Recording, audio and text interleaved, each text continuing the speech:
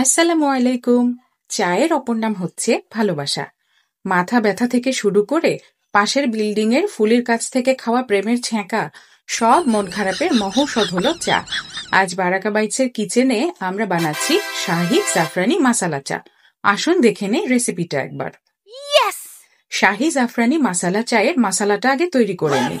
চুলায় একটা প্যান বসিয়ে দিলাম। এবার তাতে ছোট্ট 2 টুকরা দারচিনি, 6টা হৃষ্টপুষ্ট এলাচ আর 4টা লবঙ্গ টেলে শাশুড়ির কাছ থেকে বংশ পরম্পরায় পাওয়া হামানদিস্তায় গুঁড়ো করে নেব।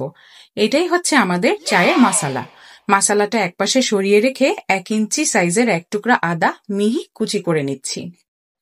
একটা হাঁড়িতে 1 মাগ পানি ঢেলে দিলাম। তারপরেতে এরকম উঁচু উঁচু করে 3 চামচ গুঁড়া দুধ মিশিয়ে চুলাটা জ্বালিয়ে দিলাম। দুধের ব্যাপারে কিন্তু কোনো কৃপণতা করলে চলবে না। দুধটা ফুটে উঠলে এতে দিয়ে দেব 1 চিমটি জাফরান।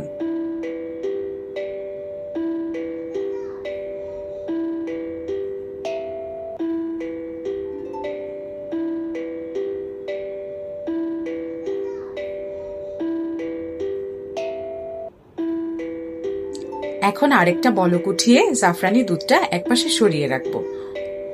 এবার চায়ের হাঁড়িতে ওই একই মাগের 1 মাগ ভর্তি পানি চুলায় বসিয়ে দেব। পানিটা গরম হলে দিয়ে দেব এতে আদা কুচি। তারপর ফুটন্ত পানিতে দিয়ে দেব চায়ের মাসালা আর 2 চামচ চা।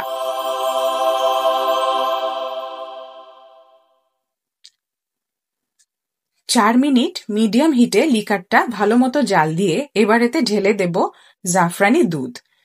ইস, আমার কিচেনটা চায়ের সুগন্ধে একেবারে ম করছে। দুধটা দেওয়ার পর আর বেশি জাল করা যাবে না, না হলে চায়ের কালার নষ্ট হয়ে যাবে। দুধ লিকারে ঢেলে চুলার হিট বাড়িয়ে দিতে হবে আর দিয়ে দিতে হবে এতে চিনি। এবার এই হাই হিটে আর মিনিট খানিক জাল করে নিলেই তৈরি হয়ে যাবে আমাদের শাহি জাফরানি মাসালা চা। আপনারা একবার এই চাটা বানিয়ে খাবেন, বিশ্বাস করেন নিজেকে কোনো একটা দেশের রাজার চেয়ে কোনো অংশেই কম মনে হবে না। আজকে আসি, আল্লাহ হাফেজ।